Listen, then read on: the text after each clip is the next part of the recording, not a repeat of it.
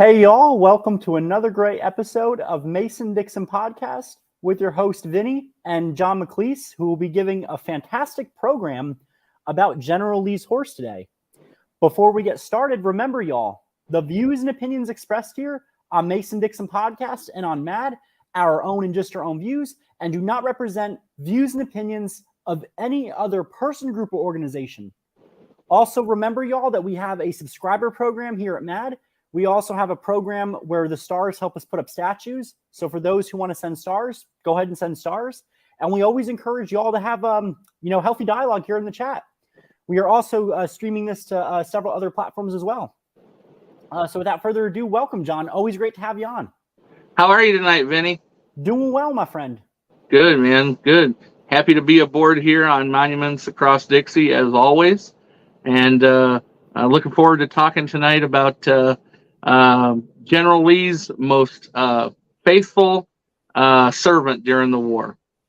But before we get to that, if you don't mind, I'd like to talk for a minute about a T-shirt that I designed. It's called the Living Monument T-shirt, and it's very limited supply.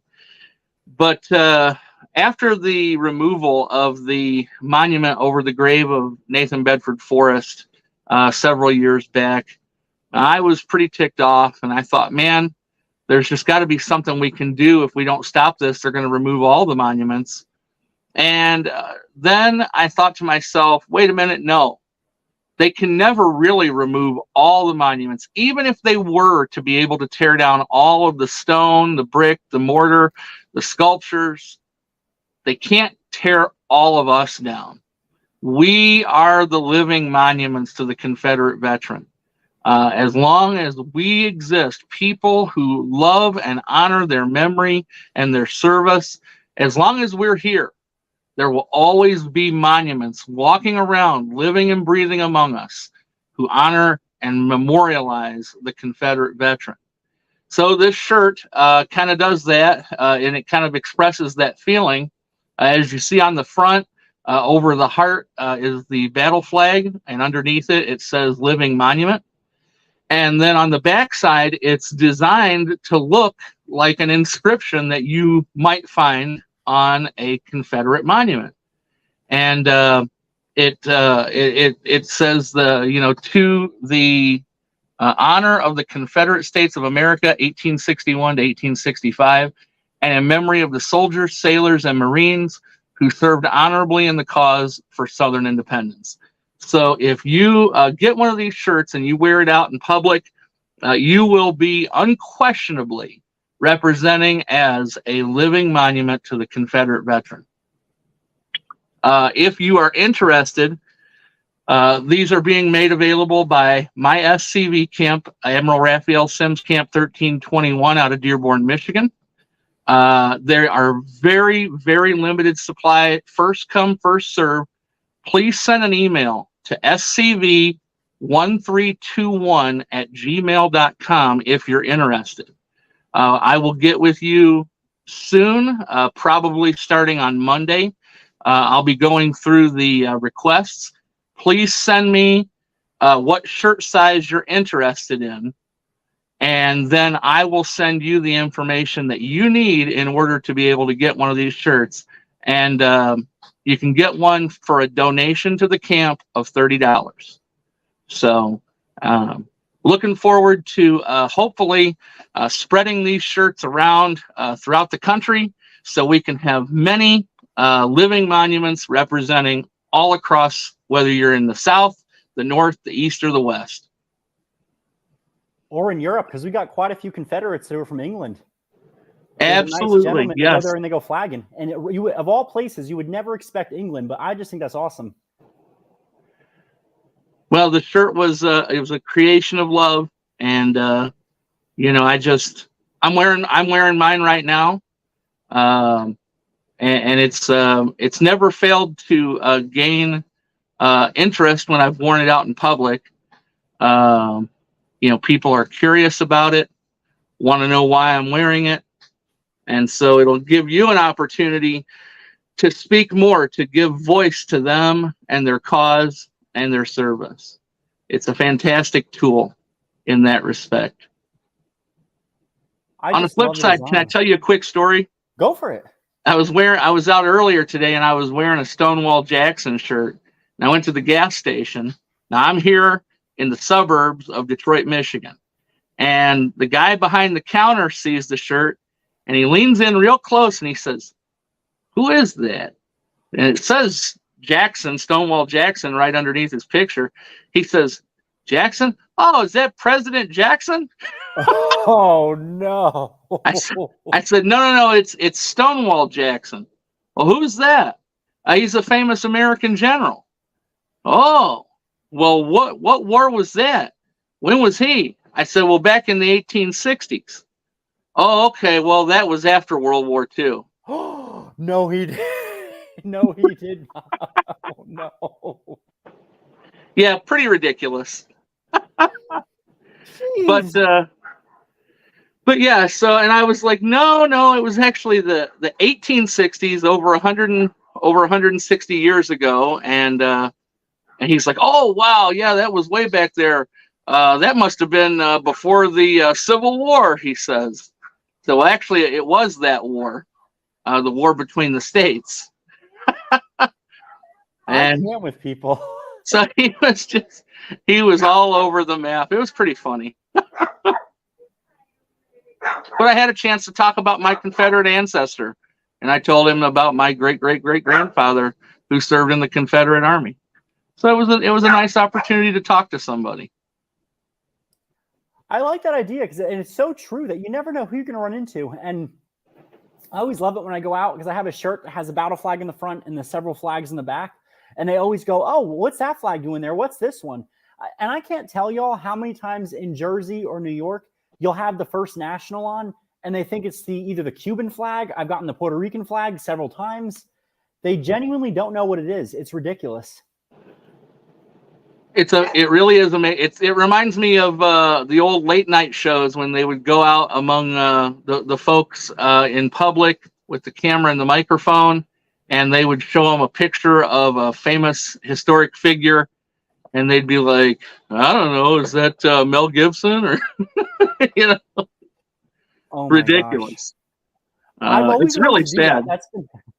It really is, and like people don't know their history, and it's funny because a lot of times, you know, that they're offended by something that they don't even know anything about. That's usually what I find.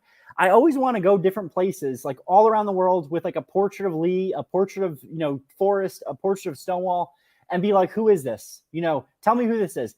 I guarantee y'all that they're going to look at General Lee and say, oh, is that a picture of what Santa Claus looked like? Oh, is that a picture of George Washington? I don't know. The answers are probably going to be ridiculous that you'd get.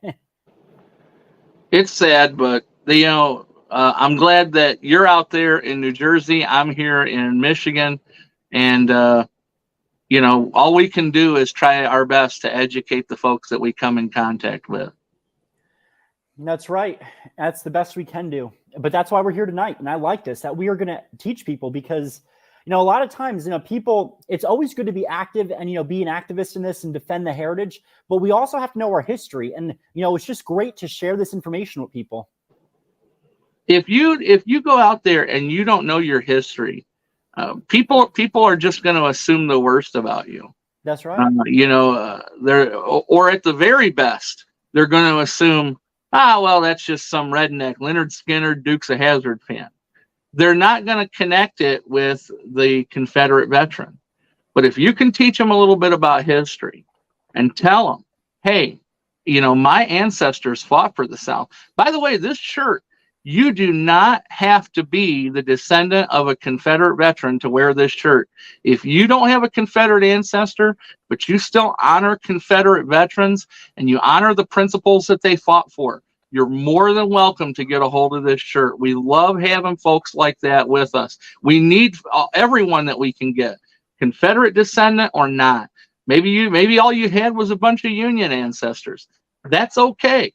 As long as you honor the Confederate veteran and the cause that he fought for, the principles that he fought for, that's who we want.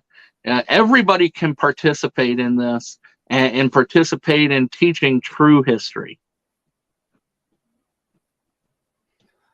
I love that. It's so true because I've had people that, they don't have any ancestors, but they want to preserve our history. They love our history because we have some amazing history here. And that's what these memorials are. They honor the soldier. They honor the principles that they fought for. They fought for a cause that was right, and they honor the legacy. And it's just so important to uphold that. 100%. Thanks for giving me an opportunity to talk about the shirt tonight. Appreciate everyone who's showing interest. It's just, it's my goal.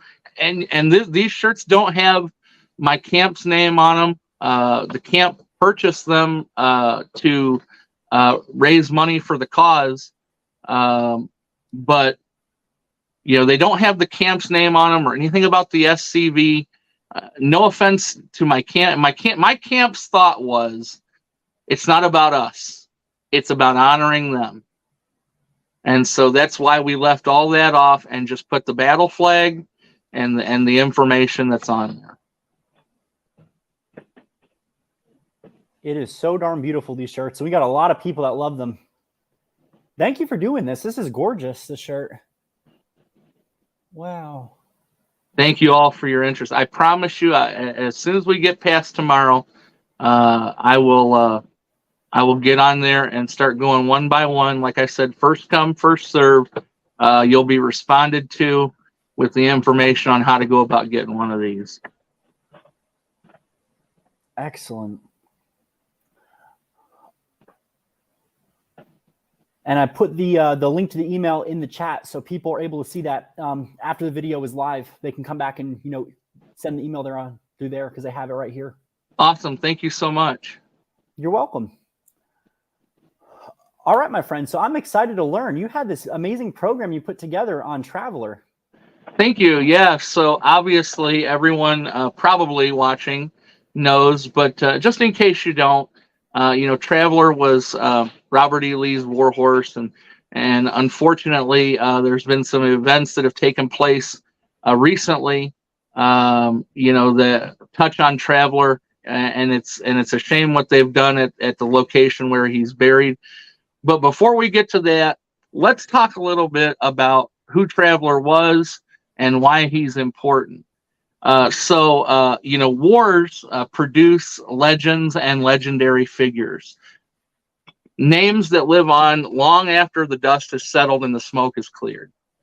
Since wars are unique to humans, so far as we can tell, it's natural that most of the legendary figures are great military leaders, combat strategists, and of course, the warriors who fight with distinction. But legends also crop up around items associated with those men, such as their swords, their firearms, clothes, headwear, other articles of battlefield gear. Along with these men and the inanimate objects connected with them are their horses, the trusted steeds that carry these men into legendary status and thus attain such status themselves. So this has been true since the days of classical antiquity. And the picture that you see here is of a statue of Alexander the Great, who rode the horse Bucephalus in battles that occurred 300 years before the time of Christ. If you'll go to the next picture, you'll see from the 1500s, Maharana Pratap, who was a storied warrior in India, who rode a blue Kathwari colt named Chetak into the annals of history. If you go to the next picture, you're going to see one of the most famous figures in American history, George Washington. And Nelson carried General Washington into many battles. It was upon Nelson that Washington arrived to accept the surrender of Cornwallis in 1781.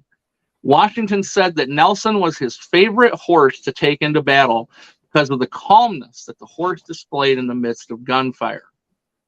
And in the next picture, you will see an Egyptian horse called Marengo, who in the early 1800s carried Napoleon Bonaparte into battle and long-lasting fame. All of this is said to show that war horses have long been the recipients of fame and accolade. And it's no surprise that a number of them attained such renown during the American War between the states. When we think of Stonewall Jackson in the next picture, Little Sorrel comes to mind. And if you go to the next one, when we think of General Nathan Bedford Forrest, we might think of his faithful horse, King Philip. Or, not pictured, we might also think of Roderick, who was killed in battle while Forrest was riding him. Now, the next picture will show General Robert E. Lee. I took this photograph of the statue that is, it was on Monument Avenue in Richmond, Virginia. Obviously, Lee is the most legendary battlefield commander from the war between the states, and so it's natural that one of his horses would be the most storied and remembered war horse from that conflict. If you would go to the next slide, this is a really cool picture. Wow. So this is where Traveler was born. He was sired by Gray Eagle, a famous American saddlebred racehorse of the time, with Flora, a half-bred grade mare. The horse that we know best as Traveler was born in the spring of 1857 near the Blue Sulphur Springs of Greenbrier County in what we like to call Western Virginia. And it was first owned by the county sheriff, Andrew Johnston, who had purchased Flora after she was already in foal. He was initially given the name Jeff Davis after a popular U.S. senator from Mississippi, and was given by Andrew to his son James, who's in the next picture, to raise. Jeff Davis was trained as a riding horse and took the first prize at the Lewisburg, Virginia fairs in 1859 and 60 when he was still a colt. As an adult, he was a sturdy horse. He stood 16 hands high, or 64 inches, and weighed around 1,100 pounds. He was iron gray in color with black point coloration, had a long mane and a flowing tail. Now, by the fall of 1861, most of the southern states in the Union had seceded, and the U.S. government made war upon them to bring them under subjection. Virginia had left the Union and joined the Confederacy, and James Johnston, pictured here, had joined Wise's Legion, a Virginia military unit commanded by former Virginia Governor Henry Wise. Wise's Legion and a brigade under John B. Floyd, who had been U.S. Secretary of War under President Buchanan, set out to clear federal troops from Western Virginia. Excuse me. When they had little success, General Robert E. Lee, then commander of Virginia state troops, was sent to the area not to command, but to advise. It was under these circumstances in late August of 1861 when Wise's Legion was camped at Sewell Mountain, west of Lewisburg, that General Lee saw Traveler for the first time. An eyewitness to that first encounter, Mrs. Louisa Carey Feemster, said that General Lee and his staff had stopped at the Andrew Johnston farm to rest on their way to Sewell Mountain. The weather was warm, there had been a light afternoon rain, and soon the general dozed off. After he woke up, he was conversing with the Johnstons, including Captain James Johnston of Wise's Legion's 3rd Regiment, who was at home visiting. General Lee saw the gray gelding grazing in a clover field near the house and immediately offered to buy it. Captain Johnston, who was in the infantry and not in need of a mount, told the general that he had tentatively sold the horse to Captain Joseph Brown for his brother, Major Thomas Brown, who is in the next picture. But Captain Brown offered to get the horse for Lee if the general desired him. Now, at the time, Lee declined. So the horse was sold and delivered to Captain Brown, who duly turned his horse over to his brother, the Major, who later wrote the following. So this was written by the man pictured here. I authorized my brother to purchase a good serviceable horse of the best Greenbrier stock for our use during the war. After much inquiry and search, he came across the horse above mentioned, and I purchased him for $175 gold value in the fall of 1861 from Captain James W. Johnston, son of Mr. Johnston. When General Lee took command of Wise's Legion and Floyd's brigade that were encamped at and near Big Sewell Mountains in the fall of 1861, he first saw this horse and took a great fancy to it. He called it My Colt and said that he would use it before the war was over. When Wise's Legion was encamped about Meadow Bluff and Big Sewell Mountains, I rode this horse, which was then greatly admired in camp for his rapid, springy walk, his high spirit, bold carriage, and muscular strength.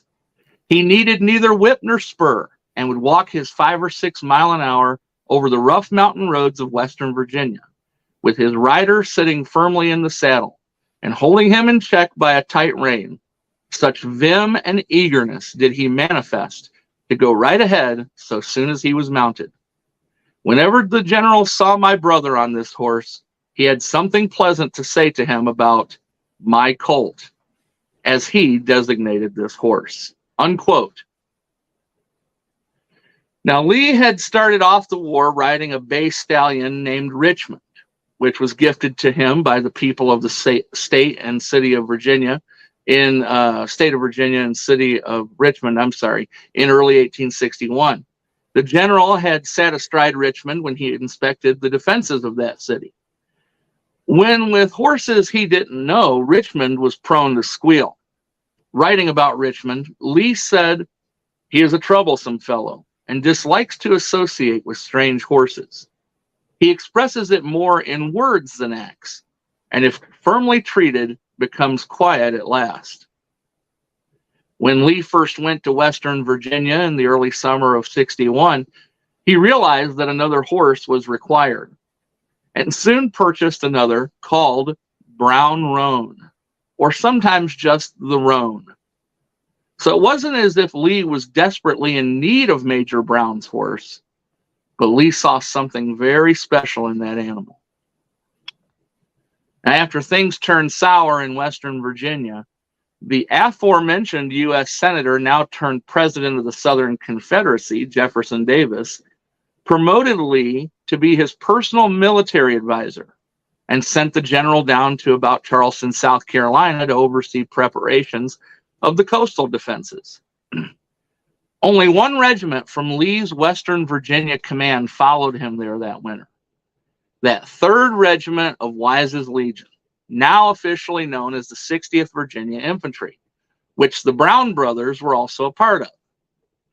Now, Major Brown, pictured here, didn't make the trip as he was too sick, but his brother, Captain Joe, did, and did so riding on Greenbrier, which was the name that was given to the horse when the Browns purchased him. When the 60th Virginia arrived, General Lee again saw my colt, and soon Captain Joe Brown offered him to General Lee as a gift. The offer was declined. General Lee said, "If you will willingly sell me the horse, I will gladly use it for a week or so to learn its qualities." Captain Brown agreed and sent the horse to the general's stable. In a letter to his son Custis on December 29, 1861, Lee mentioned, quote, "I went yesterday 115 miles, but only 35 on horseback. I did not get back until 11 p.m. I took Greenbrier the whole distance."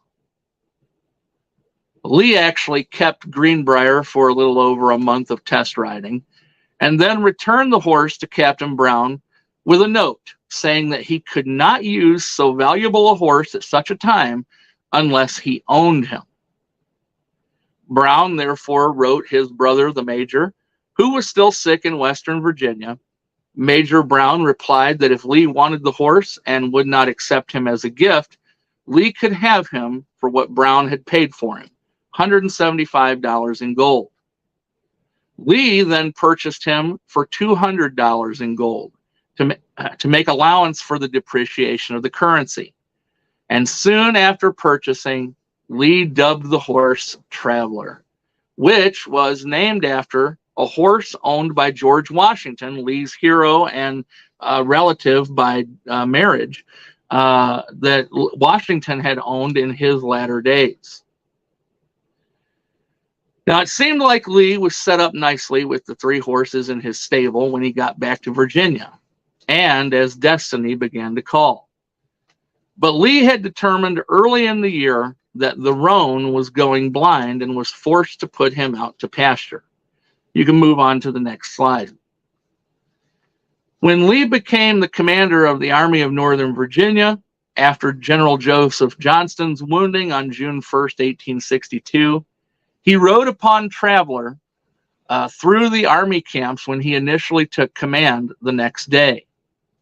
Still, Richmond was the senior of the two horses in rank at the time, and Lee would primarily ride him over the next month until some unrecorded circumstance led to the death of that horse after the Battle of Malvern Hill in the first part of July.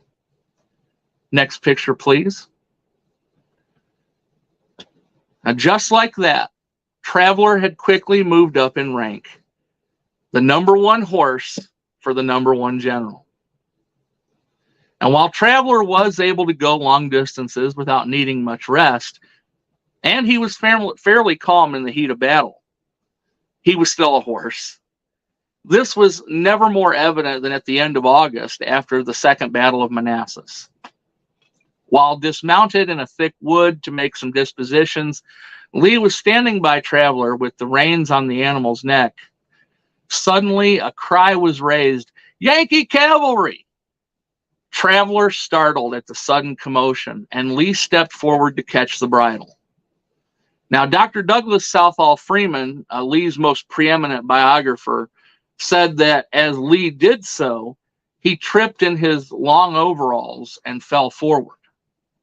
Others say that Lee was either pulled or knocked down by Traveler.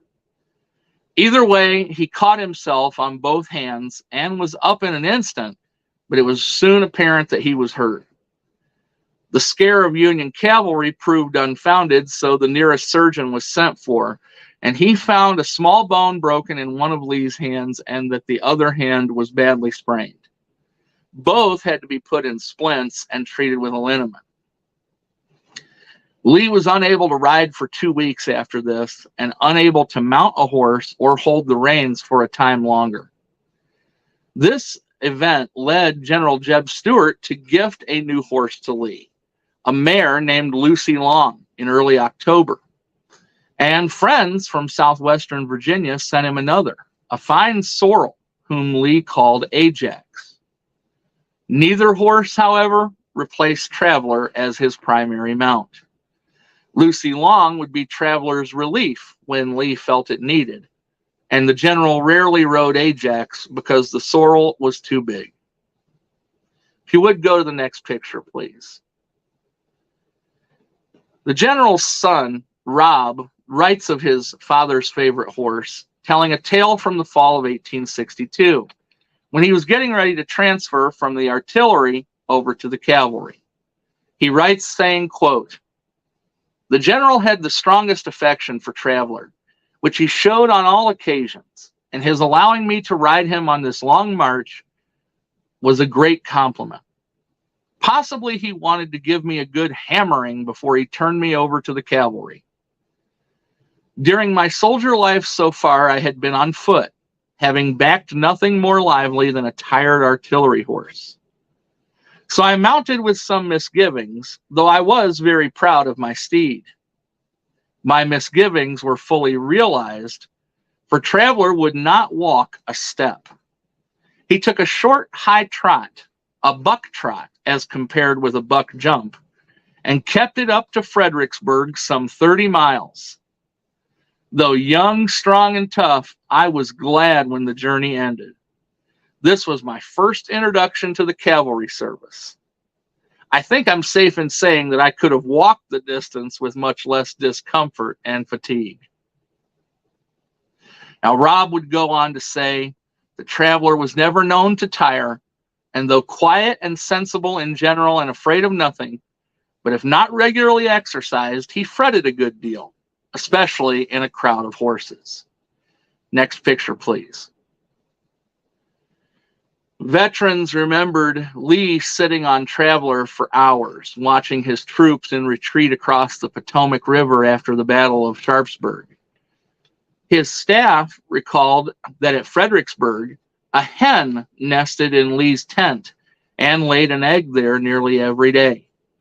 She allegedly roosted on Traveler's back, and he never seemed to object. Next picture. After the disastrous 3 days of fighting at Gettysburg, General Lee remained aboard Traveler until well after midnight, planning the retreat from Pennsylvania. When he finally rode to his tent and dismounted, Lee was so exhausted that he threw his arms around Traveler's neck to hold himself up. Neither man nor beast moved for several minutes. A month later, when Lee reviewed General A.P. Hill's Third Corps, he galloped some 9 miles around the front and rear of the entire unit, leaving his escort in the wake. They simply couldn't keep up with Traveler. When General U.S. Grant took command of the Union Army, next picture please, and went on the offensive, Lee attacked in the jungle-like forest of the wilderness. In the heat of battle, General Lee attempted to lead a charge himself, but veterans surrounded their commander-in-chief, as you can see depicted in the image here, and Traveler, and sent them back with cries of Lee to the rear.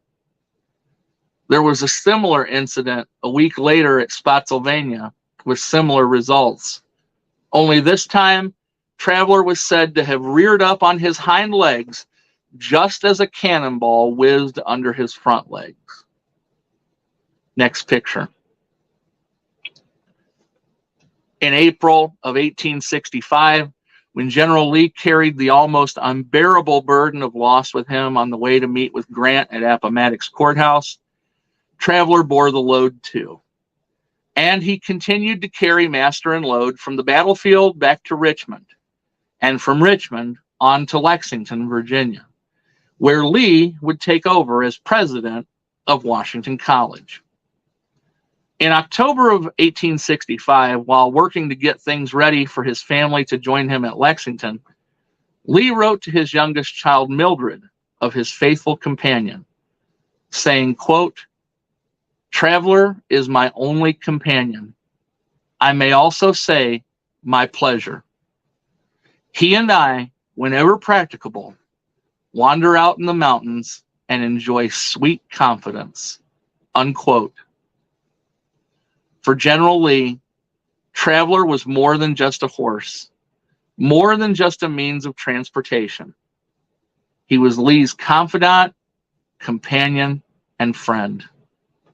Next picture, please. Now, over the next 5 years, the Lee family, including Traveler, unwillingly became the de facto first family of Lexington. And Traveler was beloved by the community as well as the college faculty and students. One of the students at the college recalled, quote, "The old iron gray horse was a privileged character at General Lee's home. He was permitted to remain in the front yard where the grass was greenest and freshest, notwithstanding the flowers and shrubbery. I have often seen General Lee as he would enter the front gate, leave the walk, approach the old horse, and caress him for a minute or two before entering the front door. Neighbors and friends often brought Traveler apples, sugar cubes, and other such treats, and folks from all over sought after a snippet of his mane." If you would go to the next picture, please. When the college president's house was built to accommodate General and Mrs. Lee, a new stable, pictured here, as it looked not too awful long ago, this was built to accommodate Traveler and Lucy Long, who eventually made her way back to the Lees after being lost in the immediate aftermath of the war. When Lee wasn't working or spending time with his family, he was often out riding Traveler to exercise and get away from the celebrity that came with being who he was. When he journeyed far from Lexington on trips without the horse, he asked about Traveler in his writings and expressed missing him in the letters that he sent back home. In December 1866, Lee wrote a letter to his cousin, Martha Custis Williams Carter, an artist, about painting Traveler's portrait. And in it, we read exactly how General Lee felt about his old war horse. If you would go to the next picture as I read. Quote, "My dearest Marky, if I was an artist like you, I would draw a true picture of Traveler, representing his fine proportions, muscular figure, deep chest, short back, strong haunches, flat legs, small head, broad forehead, delicate ears, quick eye, small feet, and black mane and tail. Such a picture would inspire a poet whose genius could then depict his worth and describe his endurance of toil, hunger, thirst, heat, and cold, and the dangers and sufferings through which he has passed. He could dilate upon his sagacity and affection, and his invariable response to every wish of his rider. He might even imagine his thoughts through the long night marches and days of battle through which he has passed. But I am no artist, Marky. I can therefore only say he is a Confederate gray. To your other questions, I can give more definite answers. I purchased him in the mountains of Virginia in the fall of 1861, and he has been my patient follower ever since, to Georgia, to Carolinas, and back to Virginia. He carried me through the 7 days battle around Richmond, the Second Manassas, at Sharpsburg, Fredericksburg, the last day of Chancellorsville, to Pennsylvania at Gettysburg, and back to the Rappahannock. From the commencement of the campaign in 1864 at Orange till its close around Petersburg, the saddle was scarcely off of his back as he passed through the fire of the wilderness, Spotsylvania, Cold Harbor, and across the James River. He was almost in daily requisition in the winter of 1864-65 on the long line of defenses from the Chickahominy north of Richmond to Hatcher's Run south of the Appomattox, 35 miles in length. And in 18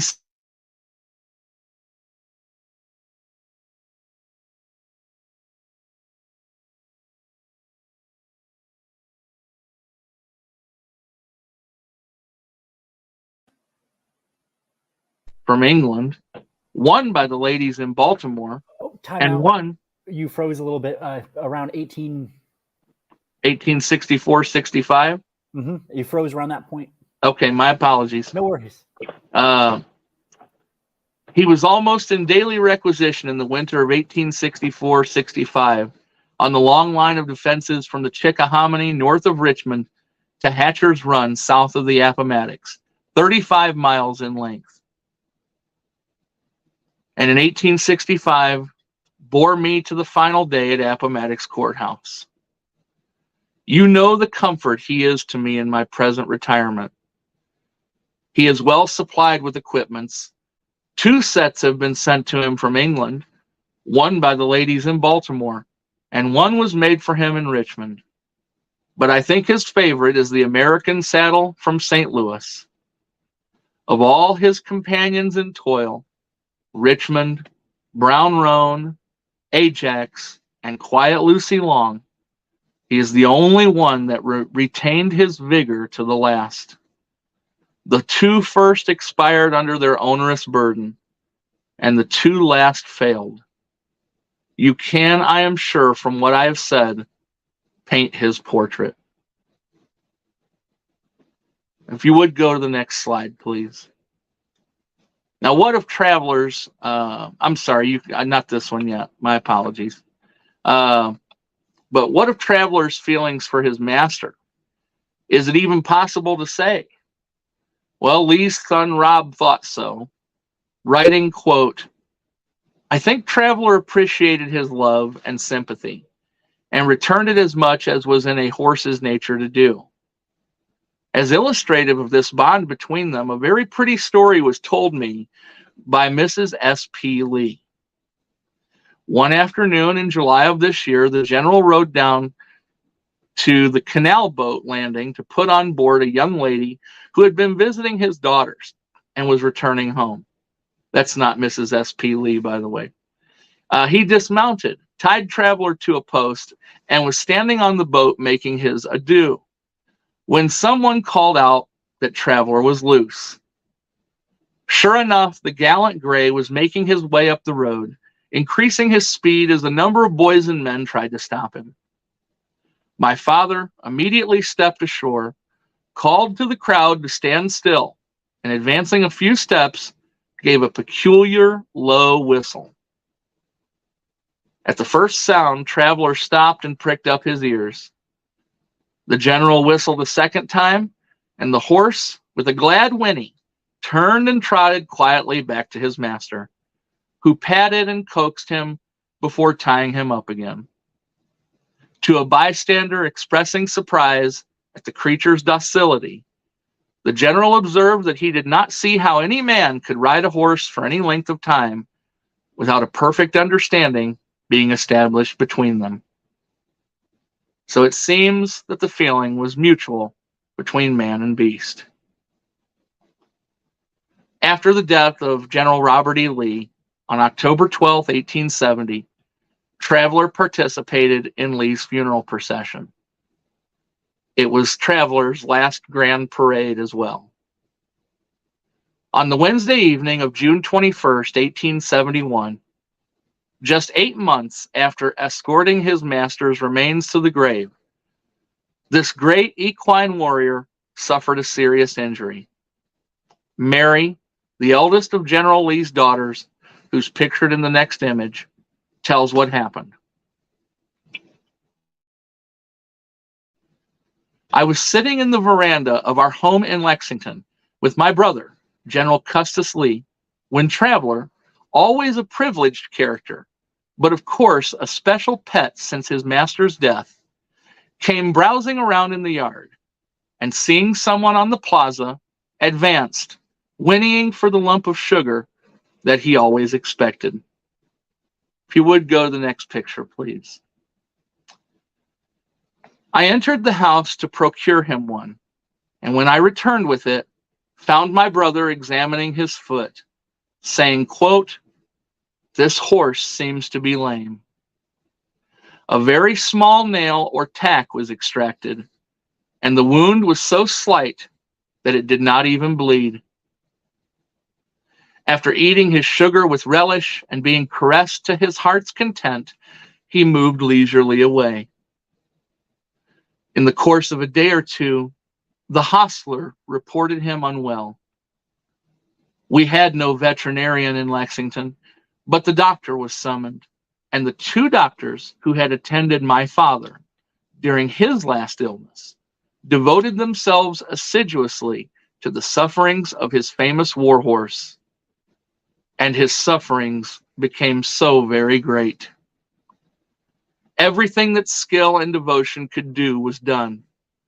He was chloroformed, liquid nourishment forced down his throat, and when he could no longer stand upright, a feather bed was laid on the stable floor to give him all the relief possible. Our little town, indeed the whole neighborhood, was intensely sympathetic. Not only the gentlemen of the town, but the farmers around came to offer suggestions and condolences. It was all of no avail. The efforts to relieve him merely prolonged his sufferings, which, when all hope was gone, I advocated being put an end to at once. But my brother could not bring himself to that, though poor Traveler's groans and cries were heartrending in the extreme, and could be plainly heard in the house. I don't think any of us were able to sleep that last night, and it was really a relief when all was over. When I went to look at him after death, from being a powerful, well-grown horse, he seemed to have dwindled away to the size of a colt, and I am sure we almost felt that we had lost a member of the family. Traveler had at first been called Greenbrier, but his indomitable pluck, energy, and endurance suggested the change of name, and I have often heard my father state that at the end of a most arduous day, with often the night thrown in, he was apparently as fresh and lively as when first mounted.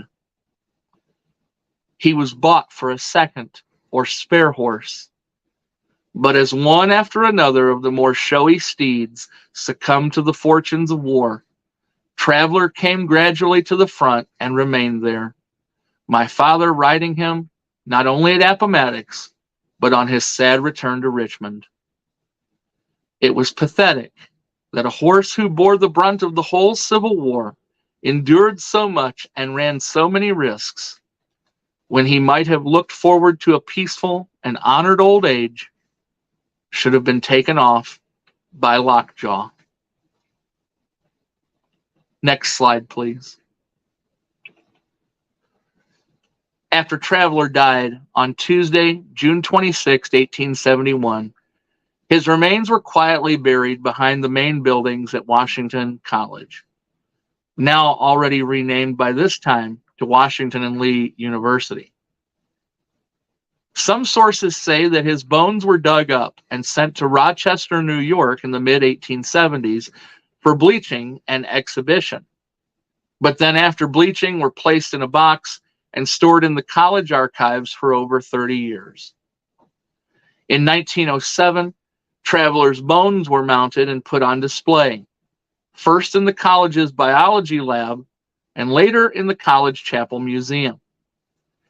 Due to poor preservation and some students carving their names in his bones, apparently they thought it would bring them good luck in biology class, the horse's remains were put back in storage in 1962.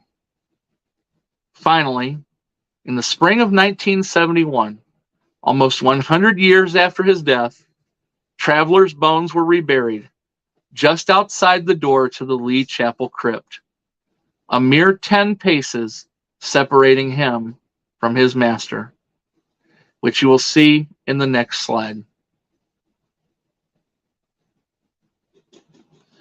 Now, on May 8th of 1971, the United Daughters of the Confederacy dedicated a simple plaque that would serve as the headstone for Lee's beloved horse, which you will see in the next picture. And for more than 50 years, college students, history lovers, and tourists of all ages have paid their respects to him by placing apples and flags at the marker and coins. Sadly, the college removed this gravestone and other markers related to Traveler bearing the name of Robert E. Lee, such as the one that marked the stables that were built especially for Traveler and Lucy Long. They were removed earlier this summer as a sacrifice to the false gods of compromise and sensitivity. I believe there's one more picture. I could be wrong. Yes. No matter what you think of Robert E. Lee and the Confederacy, no matter what you think the Confederacy was fighting for, Traveler was a horse. He was not a secessionist. He wasn't a Democrat or a Republican. He wasn't a slaveholder or a racist. And he never hurt a soul out of anger. He was an animal, a family pet, who simply loved his master and served him faithfully to the end. There's no excuse to disturb a beloved pet's grave. But despite the best efforts of the hateful hordes of this modern age, Traveler and his master will never be totally forgotten.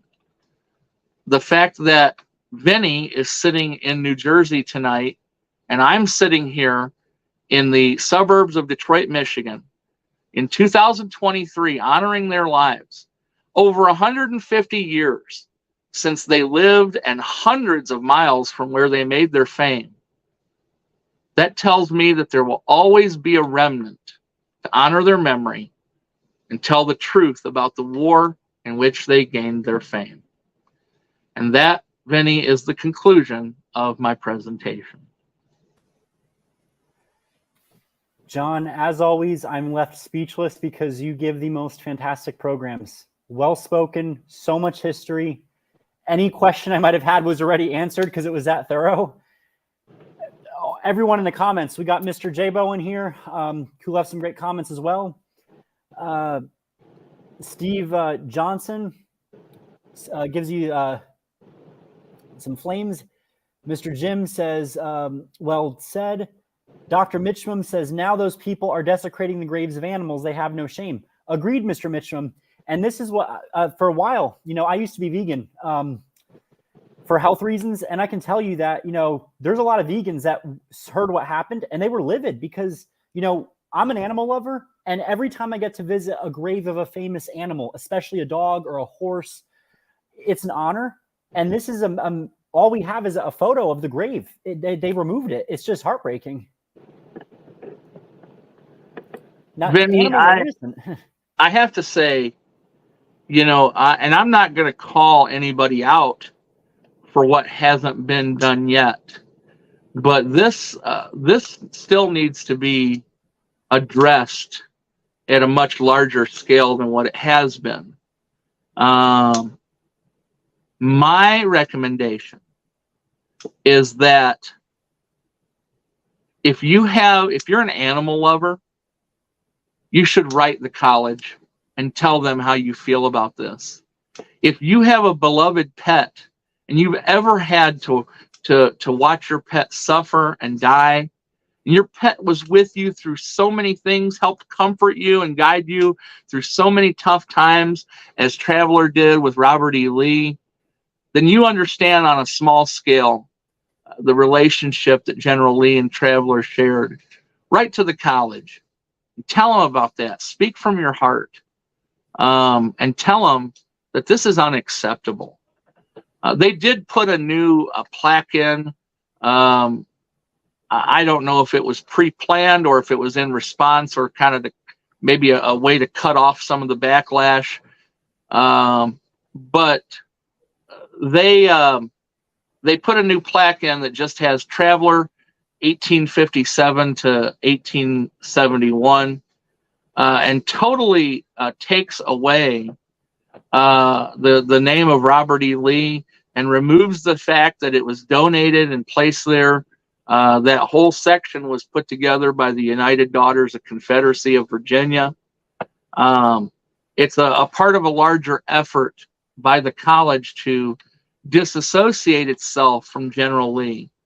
And if this isn't curbed, it's eventually going to lead to the college wanting to remove General Lee and his family from their own burial places.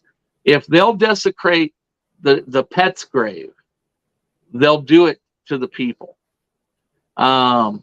If you have children, there's actually a wonderful book that I'm going to throw out here.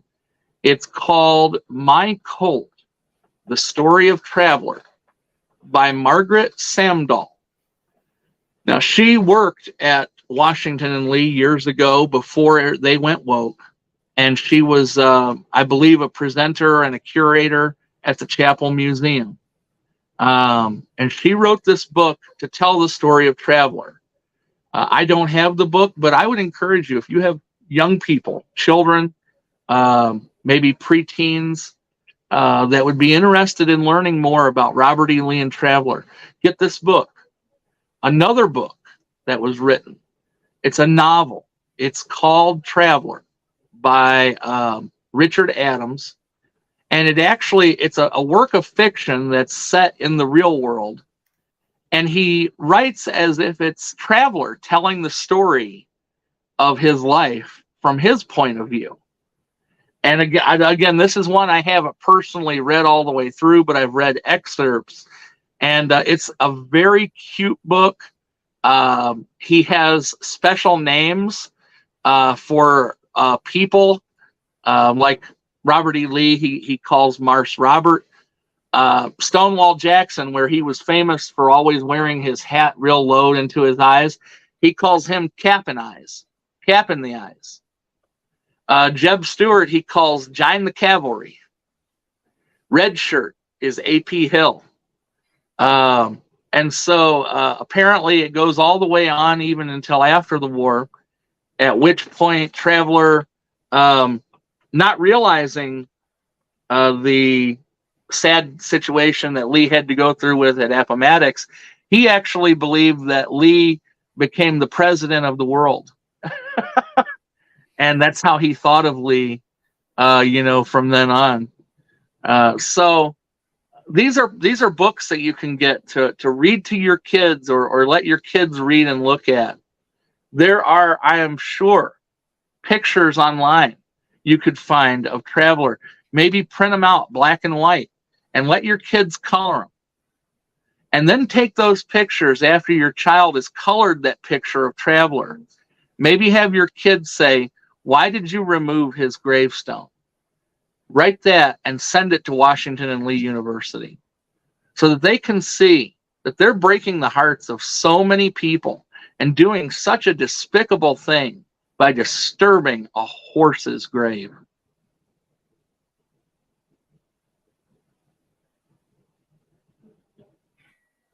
Absolutely. I love that idea of the pictures, especially like making it a family thing, and how, it's our duty to educate the young people in our family, to raise them to, honor our heritage like we do.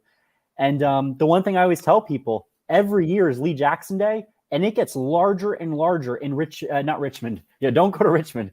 Lexington, Virginia. I had Richmond on my mind for some reason, but it's in Lexington, Virginia, every year in January.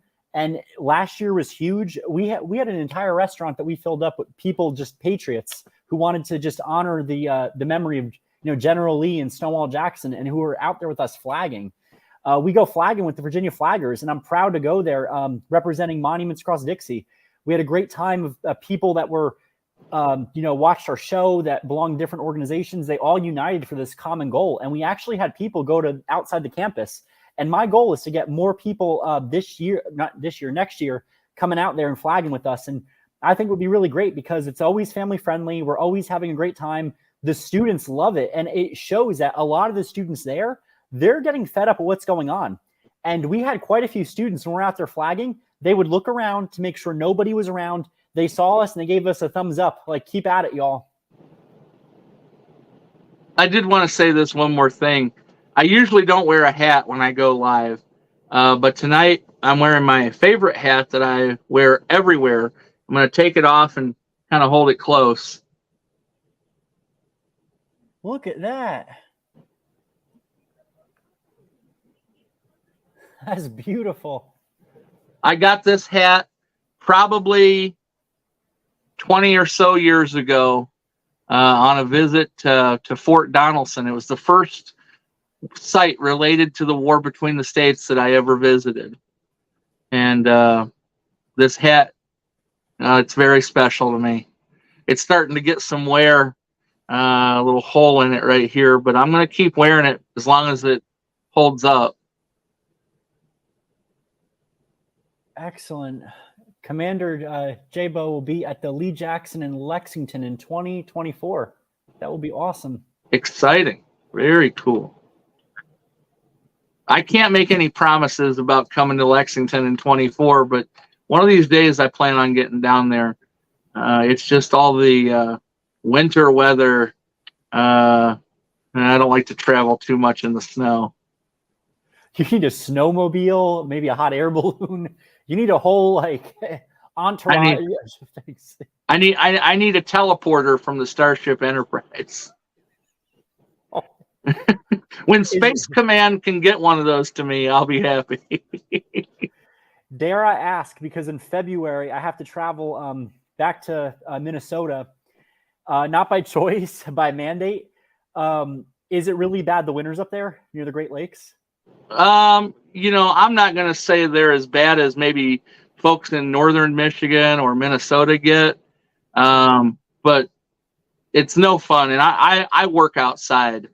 So I sometimes I'm out there in January and it's, wind chill of minus 30 or so degrees, and standing out there freezing my nose off.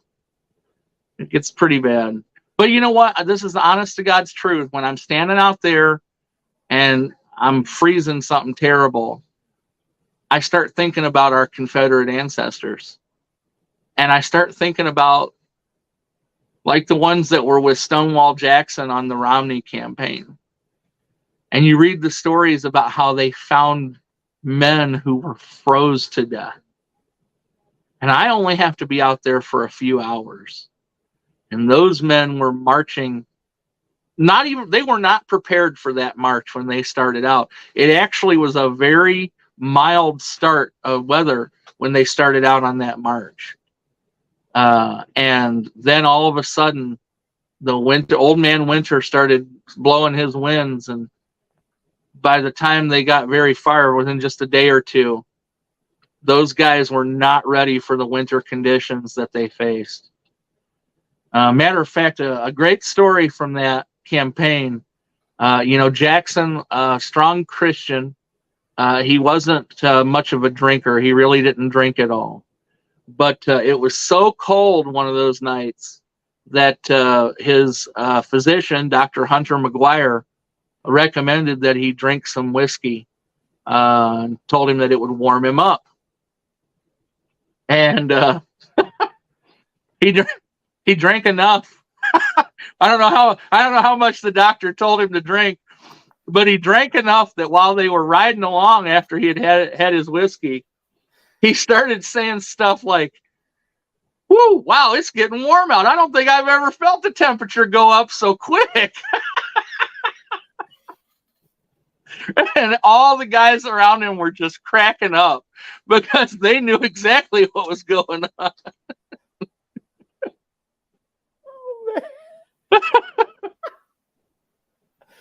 Oh. Dr. Mitchum said that was an excellent presentation. Thank you, Dr. Mitchum. I appreciate that. It means a lot coming from you. Commander Bashir says, I feel blessed to have visited Traveler's grave and Lee's grave before these sins began. That's right. I love that word. It's exactly what that is. Sin is the perfect word. It was 2016. I had only been a member of the SCV for about a year, but I had honored my Confederate heritage long before that. But after what had happened in South Carolina, you could see the writing on the wall and what was coming. And I determined within myself that summer of 2016 that I had to go to Richmond and I had to go to Lexington. I had to go see Monument Avenue, then the White House of the Confederacy, had to go to Hollywood, and then I had to go to Lexington. And I had to see Stonewall Jackson's grave and go see General Lee's grave.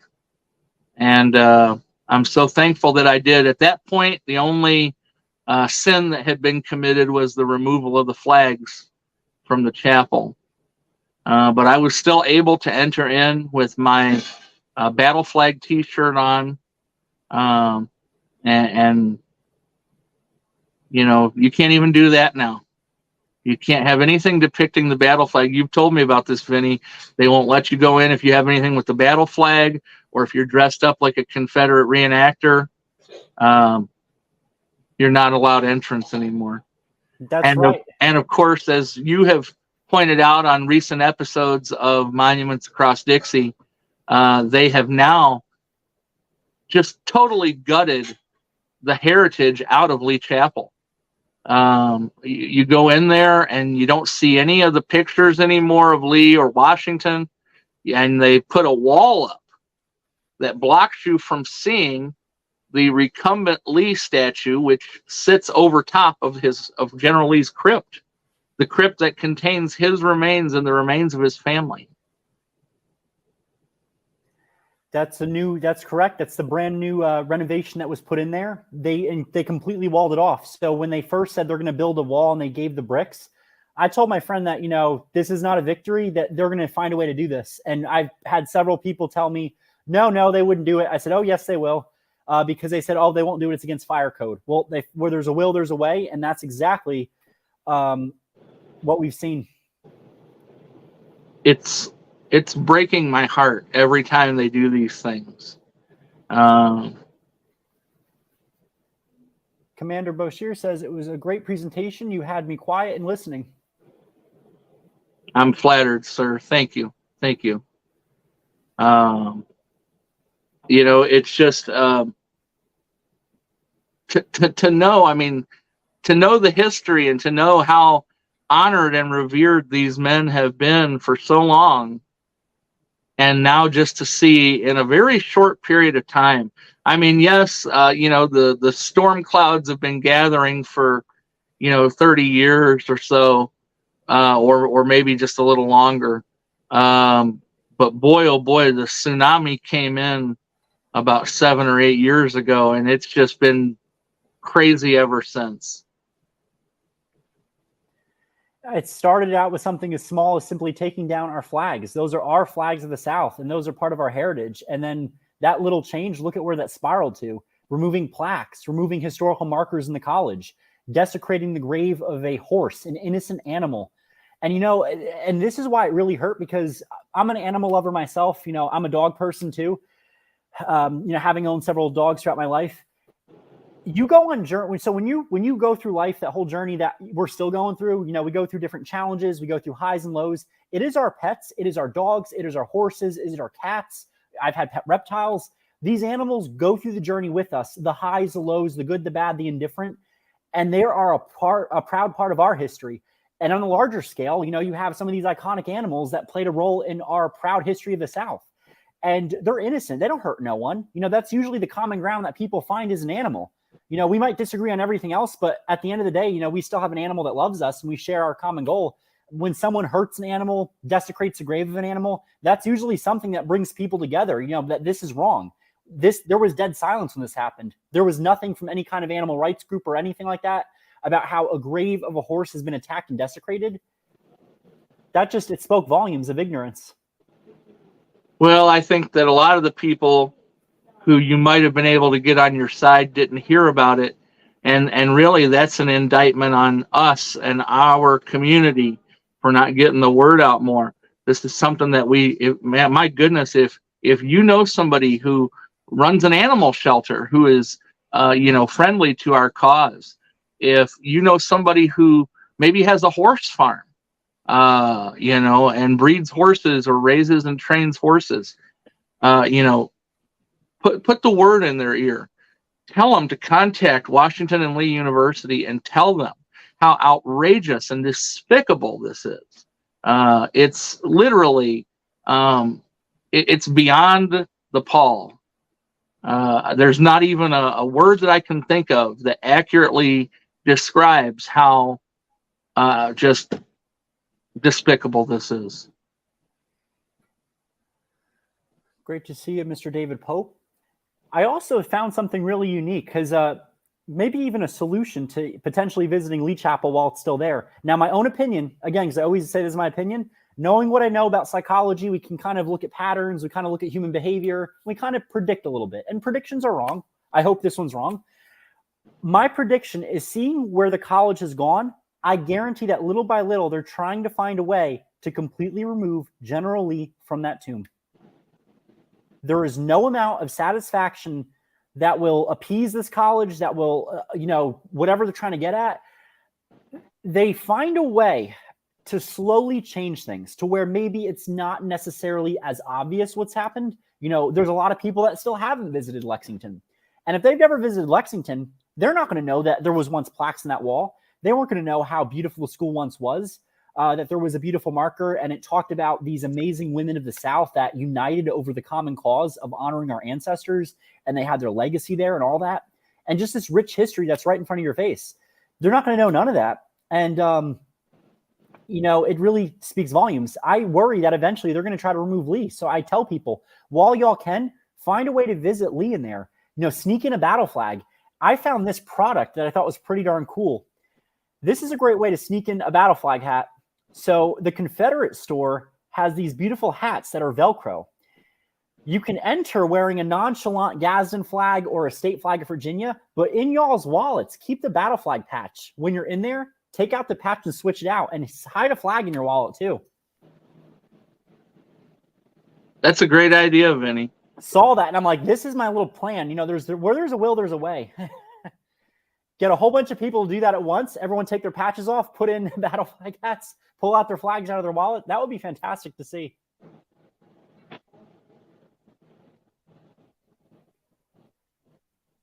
I've got some patches. I'm going to have to find some sticky Velcro to the other side of the Velcro, and then buy that hat.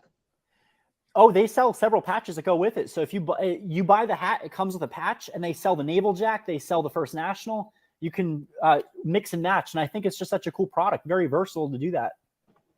Wouldn't happen to know if they have the Christian flag on there, would you? I can check and I can ask. I know the Confederate shop is just fantastic, and that's a really good idea for them to make. I think they'll have that option soon. I don't see it on there, but I guarantee they can make it happen. But how much you want to make a bet? Because it's a college, they might take offense to the Christian flag. That would not surprise me, especially knowing what kind of things they've allowed to go on in that chapel. Oh, yes. Oh. But yeah, that's as we discussed. I was commenting a few nights ago when you were talking about the chapel. They one of the reasons that the left hates General Lee is because he's someone who points people to Christ. If you study General Lee, you will learn about his devotion to Christ and his love of Scripture, and the fact that he would tell you right off the bat. He said it and is on record as saying that he didn't consider himself to be anything but a poor sinner who was in need of God's salvation, just like everybody else. So that's the goal at the end of it all, is to get rid of the Christian symbols. And Robert E. Lee, because of his example, is a Christian symbol in and of himself. Absolutely.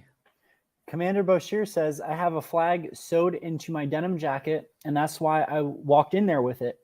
The soldiers did that to souvenir the flag or keep it from being captured. Why can't we? That's a great point, you know. And then you look at how even after the war, though, our movement, our history and our heritage, it was preserved by women, you know. So it truly is, if you think about it, a multicultural movement. We have a great amount of diversity in our Confederate movement. It's feminist in the sense that this is a time where women did things that were not otherwise done by women. That's what makes Southern women very strong, is they are steel magnolias and they're fighters. And a lot of these women, they still put flags on those graves and they were told not to. And that's what I think is just, we can definitely emulate that energy and do the same thing.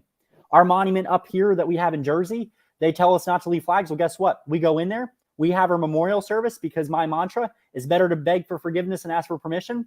We have our flags there, and we leave flags before we leave in our wreath, because we will not let our veterans be forgotten. And we ain't going to be told that you can't leave flags. You have to honor your veterans, only this flag. We honor them the way we see fit, plain and simple. Absolutely. Absolutely. Lee's humility comes straight from God's word. He was a Christian man, and we had some of the best Christian gentlemen in the Confederate armies. From General Lee, we had General Forrest, who was saved by his amazing wife, who was a Christian, and she brought him back to the Lord. I can just picture Mary Forrest, the shepherds, are going, you're going back to church, Forrest. Stonewall Jackson, a true man of Christ as well.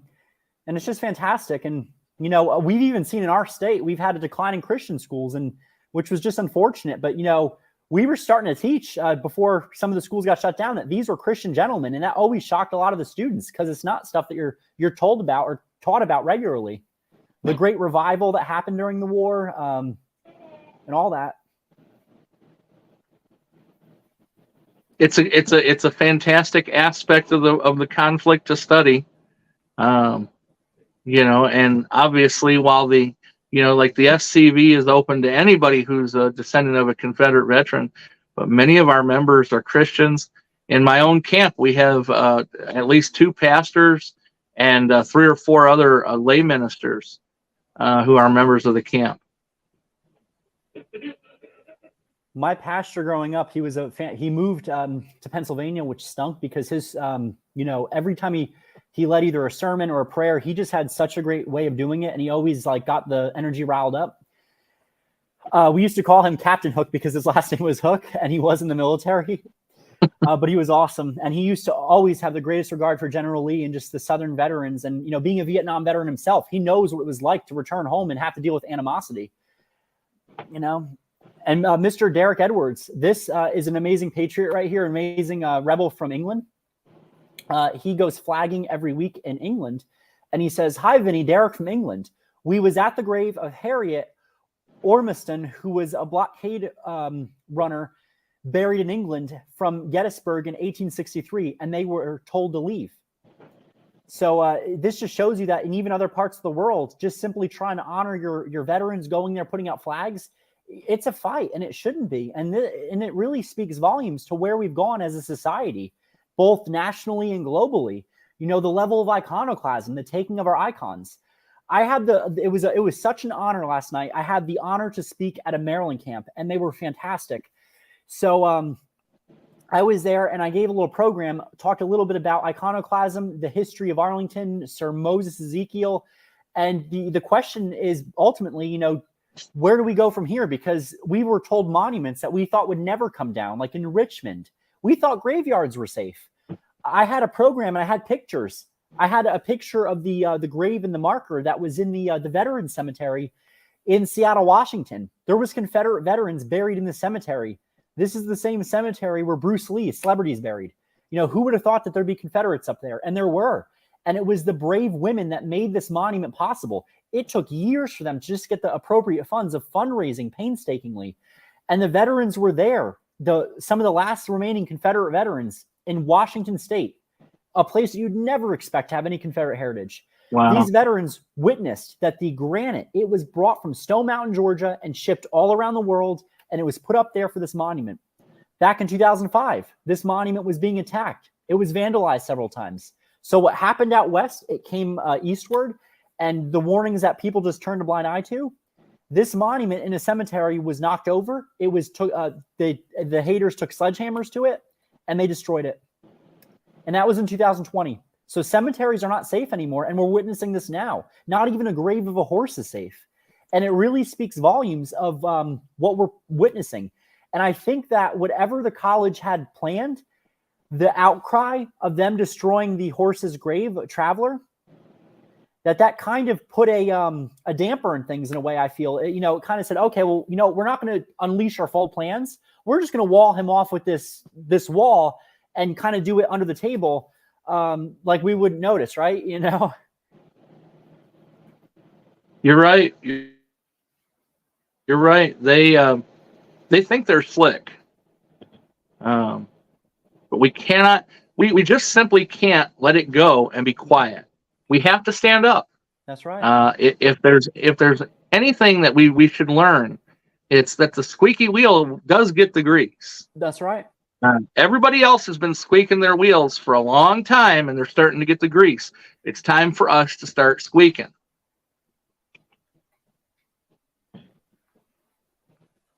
Yes, it is. And this is one of the great things about Monuments Across Dixie.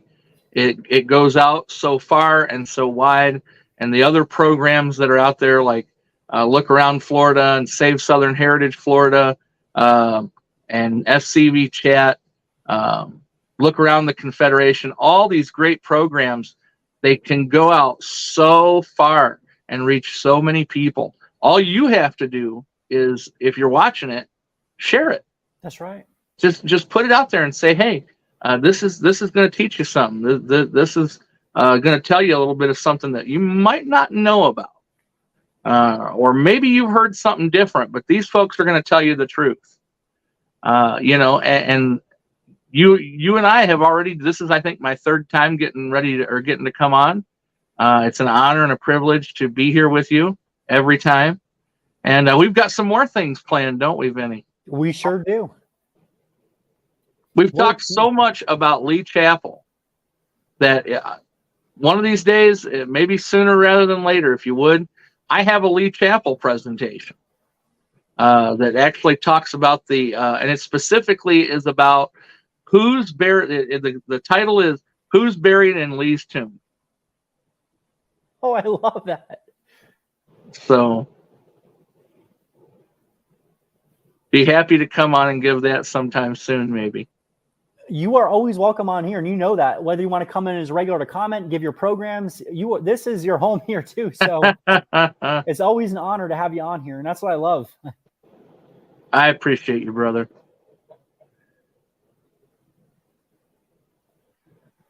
I see my buddy Wes commenting there. Wes is just amazing. He is out there in Missouri, and I'd take any hell with him and Travis from Missouri. Those guys are great. They're a dynamic duo, and every time I see one, I'm like, "Where's the other one?" I thought they were brothers at first, but it's awesome. They get a lot done in Missouri, and I think I accidentally called Travis the wrong last name. I called him Travis Pembridge because I know several Travises, and I've been talking to the Travis Pembridge. I'm like, Mr. Pembridge goes, who?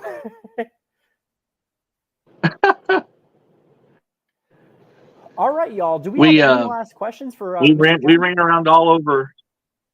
You go. Sorry, I was just gonna say we ran around all over Georgia when we were there for the reunion last year, and I'm getting everything set and ready to go for Charleston next year. I've got we've got our Airbnb together, and Michigan and Missouri is going to tag team again. I'm hoping to bring another compatriot from my camp with me, and we're gonna do all we can to raise the banner for the South. That's in right. Charleston, and stop out in Columbia as well. Yes. Going to make sure we stop there too and have the battle flag with us. I am so excited to be there for this reunion coming up next year. It's going to be a treat to myself. For those that don't know, I've been working on my PhD, and part of the PhD in clinical psychology is you have to do what's called the residency. It's the hardest part of your entire degree. You have 8 specific classes that you've got to do, and they're time sensitive. So basically, when you finish them, you're given 8 years. If you take longer than that to finish your degree, or you drop out of your program, those credits are null and void, and you have to do it all over again. You have to go out deep into Yankee land too for 1 whole week, from 7 a.m. in the morning till about 8 p.m. at night. You get 1 hour break in between, and it's just all the stuff that face-to-face hours, the stuff to become a professional psychologist. And it ain't fun, I'll say that. And you also have this rigorous schedule. So as somebody who works full-time, I've been doing that plus full-time school. And then, the job kind of gets mad that, I got to take a week off. Well, tough cookies. I have to do this for my license. Not my choice either.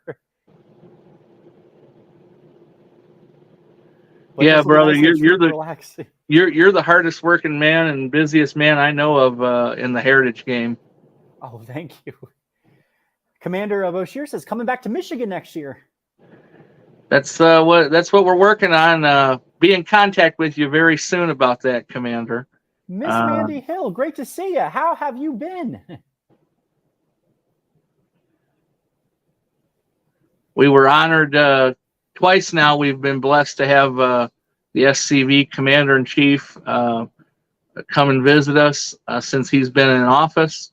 The very first SCV Commander-in-Chief since Michigan's had camps here since 1975, and CIC Boshiers has been the very first to come and visit us officially, and can't thank him enough for that. He's holds a very special place in the hearts of both Michigan camps.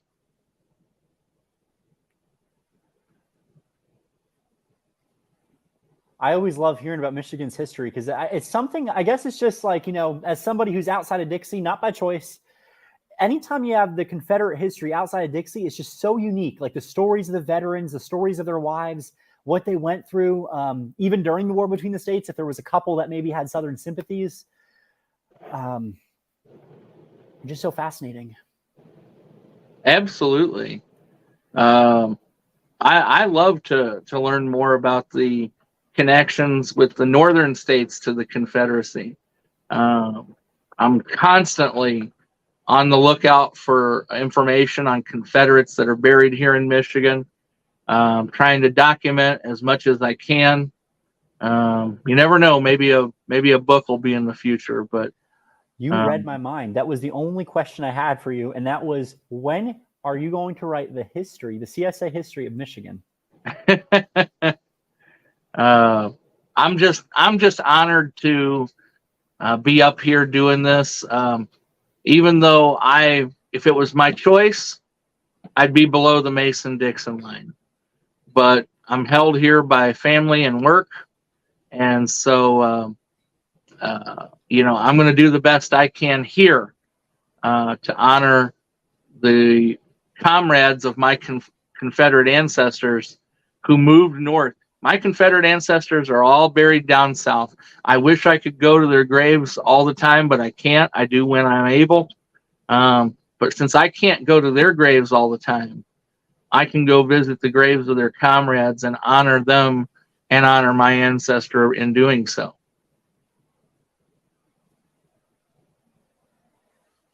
Mr. Derek says, I've learned so much from you gentlemen and still learning. Well, thank you, Derek. And I appreciate the work you're doing out there in England. It ain't easy. And, I've learned a lot from you as well, and the different Confederates that are buried out there in England. The Michigan camps are getting it done, and I appreciate the work they are doing. Fabulous members. That's awesome. Bless you, sir. Thank you. Yeah, there's been Confederate supporters here in Michigan. I mean, there was Confederate veterans here in Michigan, all right? And so then back in the 20s, 30s, and 40s, maybe even going into the 50s, you had UDC camps. There were some strong UDC camps. They actually held the UDC National Convention in Detroit one year. In Detroit. They were welcomed with open arms. I believe one of the justices from the Michigan State Supreme Court came and spoke. And they were welcomed by the historical societies and everybody. And then in the 1970s, the first camp, Admiral Raphael Sims Camp 1321, was formed in Dearborn, Michigan.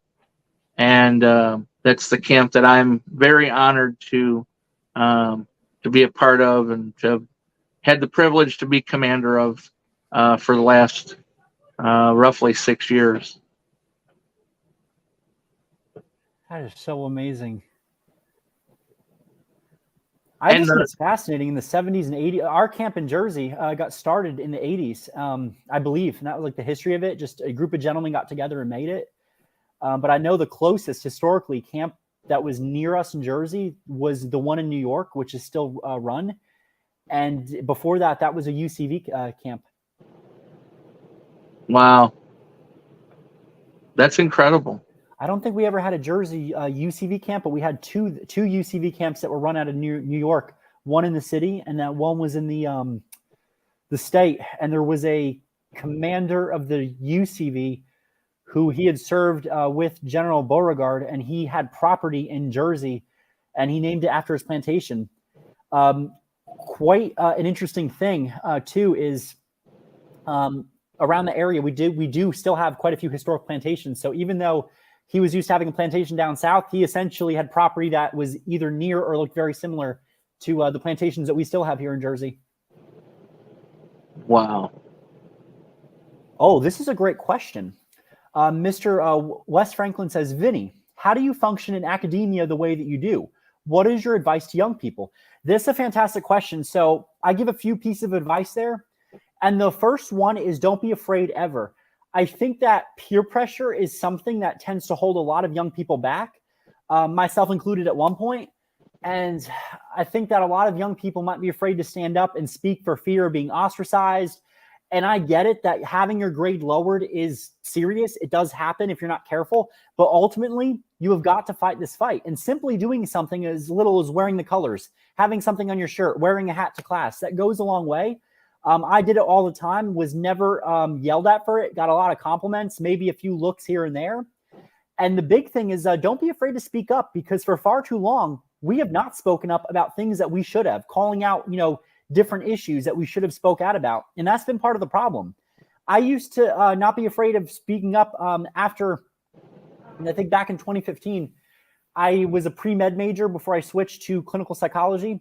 and I spoke out against some of the stuff that was going on. And I had a professor that was extremely rude. I took the program to the department chair, and she actually reprimanded him for how he treated me in the program. But it was just willing to fight that mattered. The other thing is it is not easy because you have to deal with indoctrination. You have to deal with some of the CRT nonsense. And part of it is I just look at it, hey, I have to get through it to get my degree. And I just, do that. Right. And then at the end of the class, just kind of put that to bed. And ultimately, I do this because I want to be the change that I want to see. I've witnessed what's happened to the field of psychology, how it's just been allowed to be eroded. And ultimately, I'm actively working to fight back against that. And it's going to take time to do that. But every time I go to class, I forward them colors. I've had CSA shirts on when I go out there for my residencies. I've had my necklace. I had a First National flag shirt. So I mix it up a little bit too. And I always try to inspire others. And I've had quite a few students that were like, you're brave to do that. I said, well, guess what? You could be doing it too. I want to inspire you. I do it for my ancestors and the ancestors that, hey, maybe they lost their whole family line. So I always tell young people, don't be afraid. Go there to be the change that you want to see. And don't be afraid on campus. Organize a rally where you can walk outside the campus, find your free speech zone, either on campus or off campus, and go flagging with a whole bunch of students. Type up some history handouts and hand them out and educate people. When VMI was being attacked with this nonsense, we actually had students that were at VMI at the time. They had Confederate flags flying from their windows, and they were more than happy to show their Southern pride. Vinny, I could sing your praises all day. You do a lot, and but really and truly, one of the great things that you do is you're a great example of fearlessness. In doing what's right. One of the things that's been lost, we talk a lot in our circles, and I'm not using this term in the political sense, but just more in a social sense. In the conservative circles, we talk about the loss of manhood, real manhood in this country and in this society. And one of the things that's been lost in men, especially young men, is the notion of doing the right thing when even when it could potentially or probably even will result in something negative happening to you. That doing the right thing means more than any negative consequence. Thank God, that we're not being shot at for the most part. Not yet anyway, for honoring our Confederate ancestors. But that could come. And if you were to go some places with a battle flag, it would happen. Mm-hmm. But it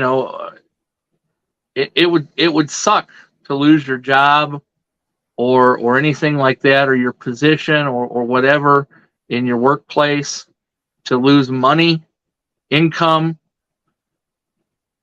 But we have to stand for what's right. Absolutely. And I tell people, and I love this comment, fear is used as a demotivator. Yes, it is 110%. And fear is one of those emotions that people have gotten experts at using fear to just kind of control other people's behavior and all that. And I'm not discounting the fear that, hey, especially if you have a government job, that might be a threat. But you know what? We've seen on the news what happened in education. That recent case, that young little patriot that had the Gadsden flag and was told to remove it, by simply fighting, he won. And that should inspire people. You should have the right to wear our CSA flags in schools, anywhere y'all go. And if they tell you can't have it, you have got to fight for your right, your First Amendment right, your right to honor your ancestors. This is what we need to be doing more of. And as Southerners, we're nice people. And I always tell people all the time, when I go flagging, when I go out there, when I do an event, I always conduct myself as a good Christian gentleman, or whatever religion y'all are, as just a good, Southerner. I'm peaceful. I come in peace, but I'm firm. They tell me you can't have that flag. Well, too bad. I'm having it anyway. I pray for you. This is a veteran's flag. We've gotten a little too nice. And I think, it's important to find that healthy ground. I'm assertive, but I'm also kind about it.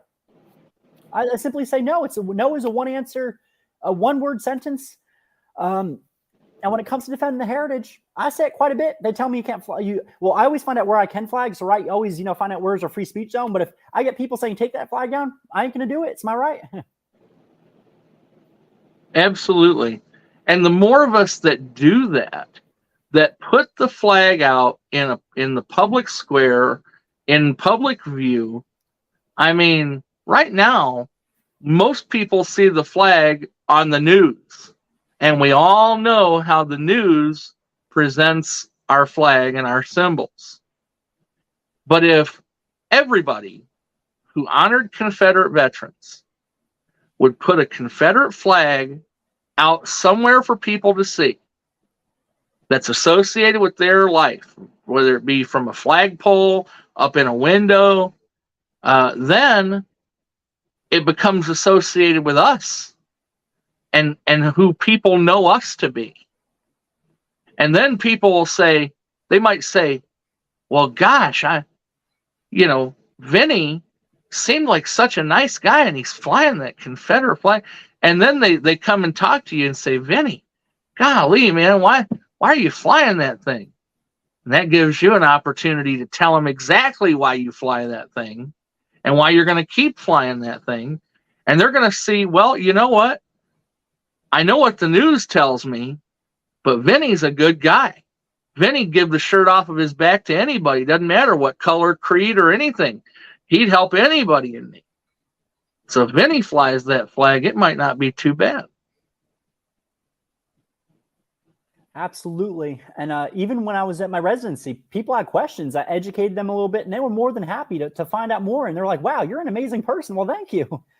A lot of former veterans, they love it. They're like, oh, wow, thank you for standing up. And thank you for, giving these people a voice anytime.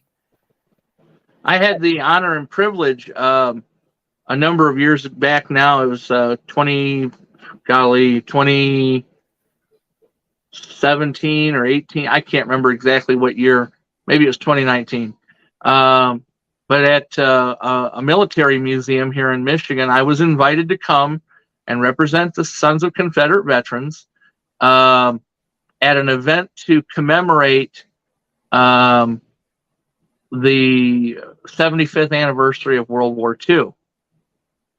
And they had World War II vets there. One of the gentlemen who was there was a fellow by the name of Richard Thielen. If you look up Richard Thielen and the USS Indianapolis, you'll learn the story about the ship that took the A-bomb to where it had to go. And when it was on its return voyage, it got torpedoed and went down. And out of a crew of, I can't remember how many thousand there was over 1,000 crew members. I think only 300 and some survived. That was the worst shark attack in history, too. Yes, because it was such a secret mission. These men were out in just drifting in the ocean for 2 days before anybody spotted them, 2 or 3 days. And yes, the waters were infested with sharks. There were men who died because they were eaten by sharks. There were other men who were out there, and you got to remember, they're out there in the blistering sun, just boiling in the water, and they're dehydrating, and they're surrounded by all this water and can't drink any of it because it's salt water. That's right. And some of these guys, they lost it. They knew good and well that they couldn't drink that salt water, but they couldn't keep it together anymore, and they drank it and died. I mean, and Richard Thielen was one of those men who survived, and he thanked me for honoring our Confederate ancestors, for standing up for their honor in these difficult times. And it shows that these veterans, they of the past, even with Vietnam veterans, I had quite a few that always compliment me. Thank you for going out there. Thank you for doing this. There's a Vietnam veteran. I gave him a whole stack of just pamphlets and handouts talking about what's going on now. And he said that all the time when he was stationed in Fort Lee, Virginia, he would just tour Virginia, toured the area. He loved the Confederate history. He loved the flags. He had no ancestry. He was just all his parents were, I think, German and Italian. And he went to Arlington several times and just marveled at how beautiful it was. Always loved seeing the flags out there. Well, life took him all the way out to Nevada. So he lives just outside of Las Vegas. And he had such a wonderful experience. And he said, I don't know the name of the organization, but they're these ladies that wear red, and they have these like red ribbons, and they love all veterans, and they have all this great history of our Confederate veterans. I go, that's the Daughters of the Confederacy. He goes, they are amazing. They bought us lunch. They care for us Vietnam veterans. He goes, that was the only veterans group that I've ever witnessed that was so kind to us. And It was those amazing Confederate ladies. And that was just so amazing to hear that. And, you know, when it comes to Vietnam vets in particular, I mean, obviously, when you get down to the nitty gritty, the circumstances and everything is different. But the coming home part and the what happened to them when they came home, and the vitriol and just all the nastiness that happened to them, and then you think about the Confederate veteran, and they came home to their country wasn't their country. You know, and you know, they had to face a lot of similar, in a lot of ways, similar things and similar thoughts and feelings after their conflict was over. And so I think Vietnam veterans might understand the Confederate veteran maybe the best out of any living generation of veterans. Absolutely. Followed by the current veterans from Iraq, Afghanistan. You know, a lot of them were sympathizing too at Vietnam, and also our veteran struggles too, that what they went through. And thank God, you know, that the veterans of the more recent conflicts, you know, haven't been treated as poorly, quite as poorly. Although there have been cases where, because they were veterans, and the things that they're dealing with, the PTSD and different things, they're so misunderstood. And so there's things that have happened with some of them that's just not right. Absolutely. And, you know, I've said before, when it comes to, you know, bringing it back around to Confederate monuments and memorials, now my dad, he was a Vietnam era veteran. Didn't go to Vietnam, but he served during Vietnam and could have been sent to Vietnam anytime while he was in service. But there's a war memorial in a nearby town that has my dad's name on it because he was in the service, and so they have him listed on their Vietnam War Memorial. And I can't imagine somebody going and throwing paint on that, or taking a hammer to that, or bulldozing it, or the town voting to get rid of it. You know, what if in 150 or 160 years, and this is a very real possibility where I live, because there's such a high Middle Eastern population. Not saying there's anything wrong with being Middle Eastern, but what if it was to come out in 150 years where they start saying, you know, those guys who were fighting in the Middle East and their war memorials are up, they shouldn't be here because they were fighting for oil. They were fighting for, anti-Middle Eastern sentiment or whatever. And they decide to tear it down, all because of a faulted understanding, a bad understanding of all the facts, what was actually going on. You know, these guys that went over into these places, they didn't hate the Middle Easterners. They didn't hate Iraqis or Afghanis. As a matter of fact, a lot of Iraqis and Afghanis helped and served and worked with our forces to help them in their missions. But in 150, 160 years, when nobody's alive, when those people and their children and a lot of their grandchildren are dead, who's going to be left to tell their story and to say, hey, don't tear their monument down? Because that's what we're doing for our ancestors. These men in the Confederate Army were people's dads, brothers, uncles, cousins. They were men, human beings. They weren't marble statues. They were people. And that's something that a lot of people, it's so easy to forget that or to not think about that when all you see is names on a monument or black and white pictures. It almost takes away some of the human feeling, those shades of gray and black and white. As the song says, you should have seen it in color. If only you could have known these men. These people are our family members, our kinfolk. And that's why we care so much. That's why Vinny and I have sat here now for 2 hours talking about this. And why Vinny goes on so often with Monuments Across Dixie, and why organizations like the UDC and the SCV exist. Because we want to honor our family members who served in the military, who put their lives on the line and answered the call of duty that their states put out to defend their loved ones, their homes, their home states, their new nation. That's what we're honoring these people for. That's who we're honoring. We're honoring our family members. I love your point, too, about where we might be in the future. And I got grim news for all of y'all. We also got some great comments to go over, too. What we've had in Jersey, right? Everyone remembers 9/11. That was a really tragic day for New York and New Jersey. I've known friends that have lost family members in that incident.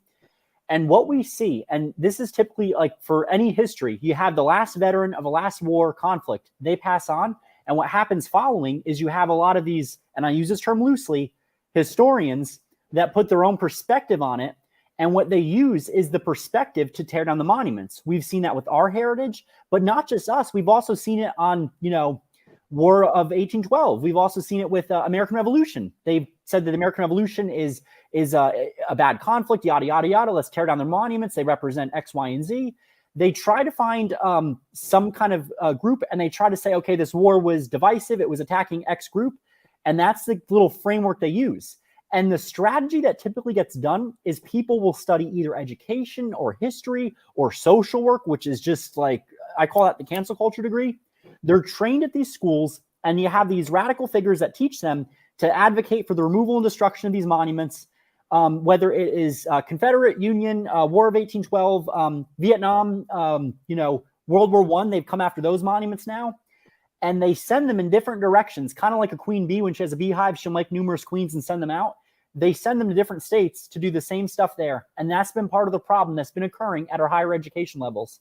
So what we've seen in our state is a lot of teachers at even at the K through 12 level, where it used to be when I remember, K through 12, we always honored the victims of 9/11. They stopped doing that because a lot of the students don't remember the significance. And a lot of the professors and teachers were taught at the college level that this war is offensive to those who are of Middle Eastern descent. And that's where this narrative has been spewed. And we've seen that here in Jersey, where we once had towns come together for the memorial service.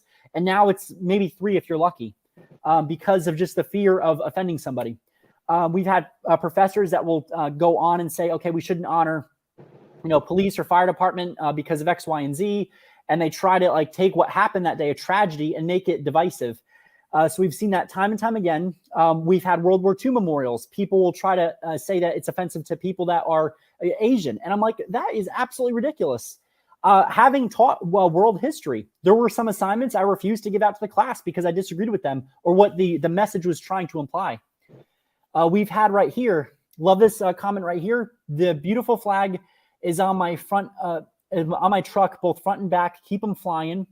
Mr. West says, that's right. Be bold Southern men. Commander Bashir says the Vietnam Memorial in D.C. is vandalized on most nights and is cleaned by morning. That's the sad reality of where we are in our country. It is not just our Confederate memorials. It is every single war that has been attacked. And I guarantee that when they attack ours, they've attacked others. And my fear is that as the World War II veterans, they pass on, and we're losing them at an alarming rate. That's the reality of it. When they are all gone, people lose the significance of that war, and we're going to be dealing with false narratives about their legacy and their memorials, and that's going to be next. Because the same exact thing has happened with World War I. Their monuments have come down several places. We've had a lot of vandalization. In Alabama, they took down a World War I memorial, haven't put it back up yet. Mr. Derrick said that's happening now in England, all over. So it's not just the United States, it's all over. Commander Bashir says what you are saying about what is going to happen to our future is extremely disturbing. Yes, it is. And right here, a comment on the Indianapolis story. The Indianapolis story is an incredible one. A secret mission floating in waters that were shark infested and full of oil and fuel. Eyes were blinded, dehydrated, knowing they were stranded. It was the time in history we had the worst shark attack on record, and that was that one.